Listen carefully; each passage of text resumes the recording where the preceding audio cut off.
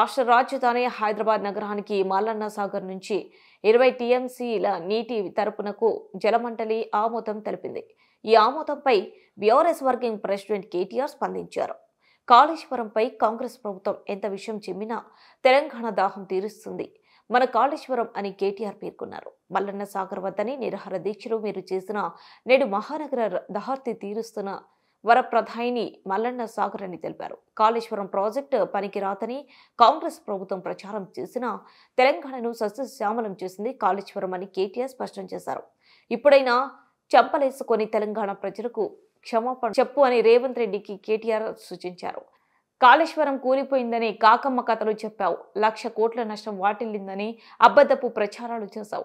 అధికారం కోసం కాళేశ్వరాన్ని నిందించిన నేడు ప్రజల దహార్తి తీర్చే ఏకైక ఆస్త్రం కాళేశ్వరం అయిందని కేటీఆర్ స్పష్టం చేశారు.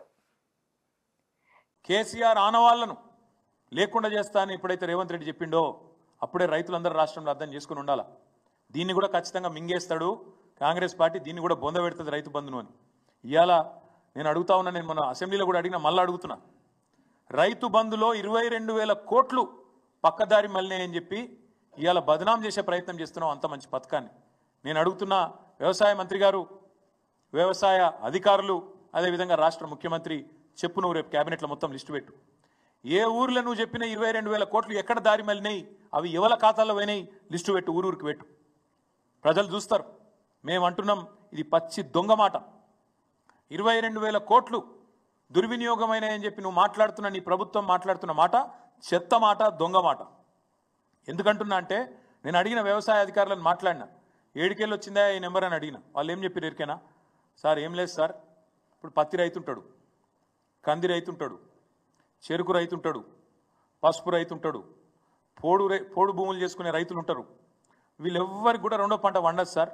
ఆ రెండో పంట ఏదైతే పండలేదో దాన్ని కూడా ఇళ్ళకే నూకినాం అంతా కలిపి. రెండో పంట పండకపోయినా మీ ప్రభుత్వం ఉన్నప్పుడు మీరేం చేసిండ్రు? ఎందుకంటే పత్తి రైతు 8-9 నెలల పంట, అది మిర్చి రైతు 8-9 నెలల పంట, కంది రైతు 8 నెలల పంట. రెండో పంట వేసేందుకు అవకాశం లేదు. పసుపు, చెరుకు, అట్లాగే పోడు, వీళ్ళెవ్వరు కూడా రెండో పంట వేసుకునే ఆస్కారం లేదు. అయినా రైతు మంచిగా ఉండాలన్న ఉద్దేశంతో మా ప్రభుత్వంలో ఆనాడు మేము వాళ్ళందరికీ రెండో పంటకు కూడా పైసలు వేసినాం. పత్తి 44 లక్షల వండుతుంది, 44 లక్షల ఎకరాలలో వండుతుంది. కంది 7-8 లక్షల ఎకరాల్లో వండుతుంది. మిర్చి 6-7 లక్షల ఎకరాలు వండుతుంది. అదేవిధంగా మన చెరుకు, అదేవిధంగా పసుపు 2.5-3 లక్షల ఎకరాలు వండుతుంది ఇవాళ తెలంగాణలో. మరి వీళ్ళందరికీ రేపు ఎగ్గొడతావా? మరి వాళ్ళు ఏమి ఇవ్వాలి ప్రమాణపత్రం? నువ్వు అడిగినట్టు అసలు ఎందుకు ఇవ్వాలి ప్రమాణపత్రం?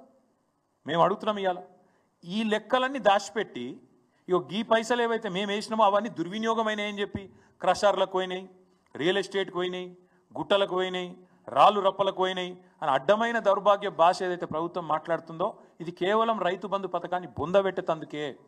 రైతు బంధులో ఏదో జరిగింది, తప్పు జరిగింది అని ముందైతే బట్టగాల్చి మీదేసి ఆ తర్వాత ఆ పథకాన్ని బొందబెట్టడమే ప్రభుత్వం యొక్క ప్రధాన ఉద్దేశం లెక్క కనబడుతున్నది. అందుకే మేము రాష్ట్ర రైతన్నలను అడుగుతున్నాం, నిలదీయండి, ప్రభుత్వాన్ని నిలదీయండి, అడగండి ఎందుకు ఇవ్వాలి ప్రమాణ పత్రం. నేను పెట్టిన కదా ప్రజాపాలనల దరఖాస్తు, ఏడవైంది నా దరఖాస్తు అని అడుగుండ్రి. 1,06,00,000 మంది దరఖాస్తు పెట్టిండ్రు ప్రజాపాలనలో. మరి మొత్తం వివరాలు నీ ప్రభుత్వం కాడ ఉండాలి కదా. మరి ఎక్కడ పోయినాయి ఇప్పుడు ఆ వివరాలని? మళ్ళీ ఎందుకు అడుగుతున్నావు? ఎన్నిసార్లు అడుగుతావు? ఇప్పటికే 12 సీజన్లు కేసీఆర్ ప్రభుత్వం వేసింది కదా రైతు బంధు.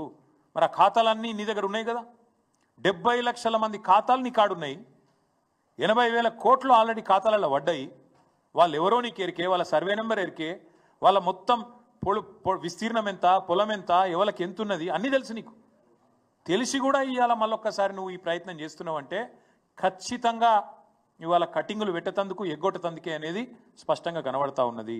అందుకే మేము రైతులను అంటా ఉన్నాం, నిలదీయండి ప్రభుత్వాన్ని, అడగండి. ఏమడగండి? ఈ పోస్టర్లు ఊరూరా వేస్తాం. ప్రభుత్వం ఇప్పటి వరకు ఎగ్గొట్టింది, ఈ ప్రభుత్వం వచ్చినాక ఎగ్గొట్టింది ఒక్కొక్క రైతుకు మొత్తం అందరు రైతులకు కలిపితే దాదాపు 26,500 కోట్ల రూపాయలు. పోస్టర్లు ఊరూరా వేస్తాం. చెప్పు సమాధానం ఒక్కొక్క రైతుకు. నువ్వు చెప్పిన ప్రకారం ఏమన్నావు? నువ్వు అన్నాడు డిసెంబర్ 3కు ముందు తీసుకుంటే 5,000, డిసెంబర్ 3 తర్వాత తీసుకుంటే 7,500 ఎకరానికి. ఇది రేవంత్ రెడ్డి చెప్పిన మాట. వేసినావా మరి 7,500 చొప్పున? ఒక్కల కనబడ్డదా ఈ రాష్ట్రంలో? అందుకే మేము అంటున్నాం, ఒక్కొక్క రైతుకు ఒక్కొక్క ఎకరానికి నువ్వు వడ్డ బాకీ 500 రూపాయలు, ఒక ఎకరానికి బాకీ 17,500. ఒక ఎకరానికి 17,500 అయితే ఇగో 2 ఎకరాలకి ఎంత, ఎవరికైనా ఎక్కాలు రాకపోతే 2 ఎకరాలకి ఎంత, 3 ఎకరాలకి ఎంత, 7 ఎకరాలకి ఎంత, ఇవన్నీ ఊరూరా పోస్టర్లు వేస్తాం. రైతులు అడుగుతారు, ప్రభుత్వానికి సమాధానం చెప్పాలి. ఎందుకంటే నువ్వు తప్పించుకుంటా అనుకుంటున్నావు, రైతు బంధును మొత్తానికి బొండిగా విసికి చంపేస్తా అనుకుంటున్నావు. రైతు బంధును లేకుండా చేస్తే కేసీఆర్ ఆనవాళ్ళు లేకుండా